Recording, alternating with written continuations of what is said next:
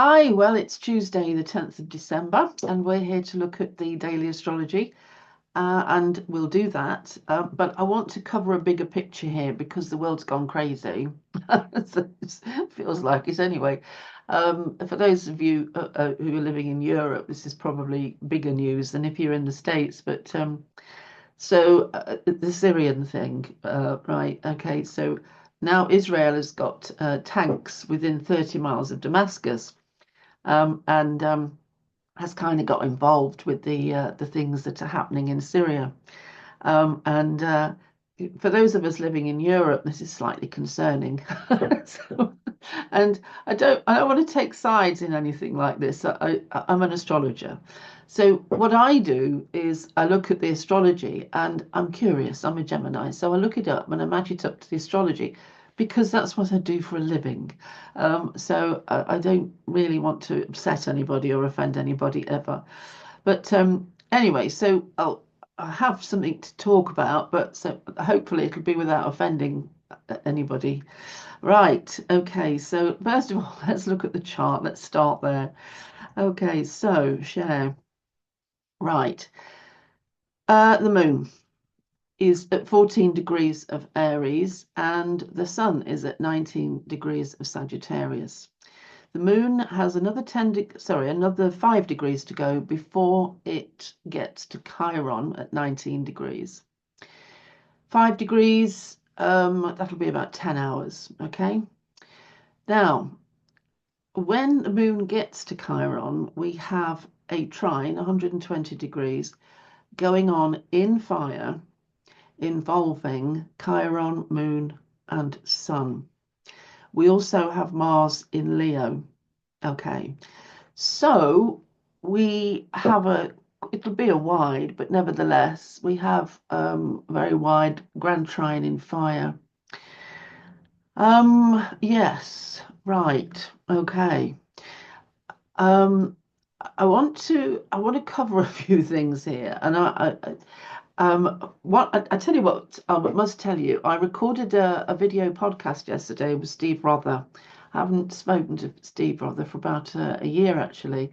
I had to stop doing the virtual light broadcast because I was concentrating on writing the book, which is now out. Anyway, Steve contacted me and said, "Would you like to record a video podcast?" And I went, "Oh, wow, yeah." So we did. We recorded it yesterday, and it's absolutely. I don't know what happened, but everything just flowed. It just went boom, boom, boom, boom, and at the end of it, I went, "That is actually fantastic." I mean, the whole thing worked, and the information in it, I think, was as it. He just I bounced off him, and he bounced off me, and we certainly went places with what we were talking about. Anyway, he's going to let me have the MP4 and I will load it onto my channel. But anyway, as a result of talking to Steve Rother last night and me thinking deeply about the masculine and feminine issues that we were looking at. Now, we're talking about yang and yin, right? Masculine yang, feminine yin. And we get to talking about the bigger picture. And really, there is currently a Goliath, mammoth battle going on in our ether, in the cosmos, between the masculine and the feminine. Now, we can look at mythology for things like this, the Battle of the Titans. We can go on, but these things do erupt and emerge in the collective unconscious, the collective archetype, the universal ether, the Zeitgeist, the Maya. They do. We live in a duality, and that duality, whereas we surmise it comes out of a singularity. What we do know is we live in a polarity. We live in two opposites. Now, in spiritual terms, we call it masculine and feminine, yang and yin. And out of that comes the four elements, and out of that comes the 12 zodiac signs, as far as astrology is concerned. But you'll find this duality in science, you'll find it in physics, you'll find it everywhere. It's not just that we have two different sexes, it's also the fact that everywhere we look, there is an emitter and a receiver, there is dark, there is light, it's just everywhere. The Egyptians were fabulous on this, the subject of the duality. Anyway, I know because of the last 2,000 years, because we've had masculine patriarchal rule, I've always suspected that would be a point where the rise of the feminine would have to rebalance. It's just the way the universe, the cosmos rebalances. It may take aeons, it may take thousands of years to rebalance, but it will rebalance. It rebalances in the same way that of all the babies born in the world, we naturally arrive at 50% of each. How does that happen? How does it happen that we get this lots of female babies and lots of male babies? It's just the way the universe works. It may go a little bit up and down, but overall it will rebalance. So there will be a rebalancing, the rise of the feminine, because the planet's in trouble. Our planet Earth can't take any more masculine, because the relentless pursuit of growth at all costs will eventually lead to the end of all resources. The planet is being poisoned. Okay, and it can't cope. It needs to keep up. So, rise of the feminine. And if you follow my work, you will know that I have said that the pandemic and the resulting lockdown was part of the work of the feminine, because it halted everything. It stopped everything in its tracks. This is the feminine at work. And then we got these giant ships, container ships, which got held up because a ship blocked a major canal, etc. You can see the feminine working. And you can see also in my lifetime, I can see that the feminine is rising. Just looking at the symbolism, you can see that there is more importance given to females now. Okay, it's not all about females being the feminine. A person, a female or a male, can and will have masculine and feminine in their chart, and that's the way it is. But generally, females tend to get identified with the feminine. Okay, so that's the way we've got. That's the play at the moment. But over the last year, it hasn't really been obvious how the feminine has been working to gain more control. And Steve made a very good point. He said, well, the masculine is fighting back.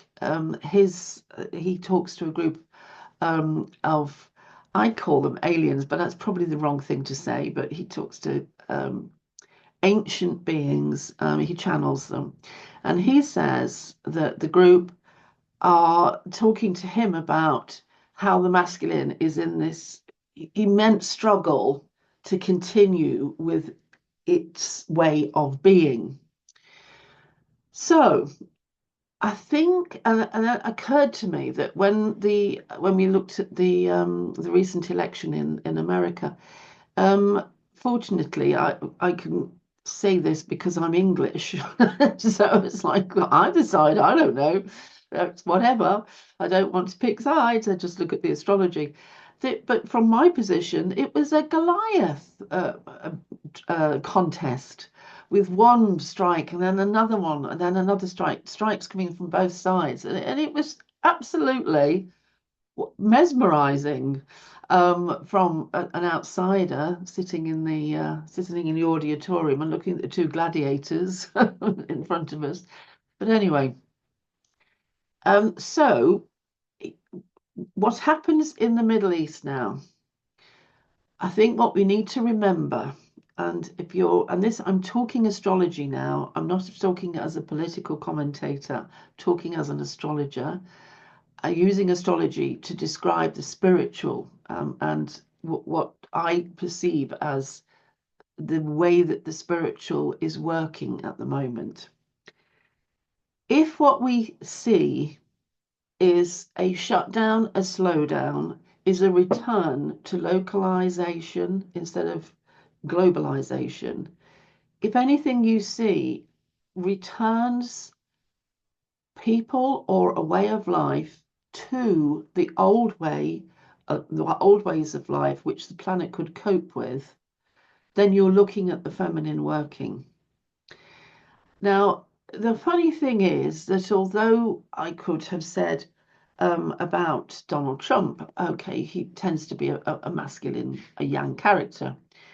Nevertheless, if what he does is stop fueling wars, stop America's involvement, remove America's interest, money, etc., armaments, then it has the effect of reducing the wars, to be honest with you.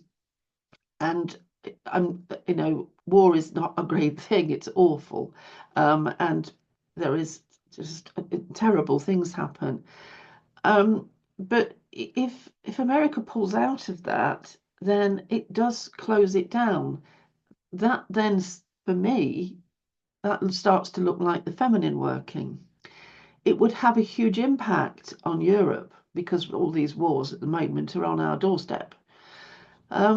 Anyway, so what I'm trying to say is look at, if you're spiritual like me, if you follow astrology, look at the bigger picture. And just remember in the background, it's these two Goliaths working, always masculine, feminine working. Okay, so that's just a point I think that I wanted to raise.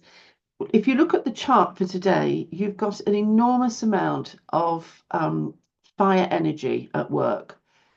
Enormous amount. It's masculine energy at work. So we can see that in the astrology, but we can also see, remember the Pluto Ceres conjunction just moved into Aquarius, and Venus was there at the time this was all stirring. There's your feminine acting as well. All I can do is say, watch this space. It was great to talk to you, and I'm going to talk to you again tomorrow. I've enjoyed it, and I hope I'm not offending anybody. Thank you. Bye.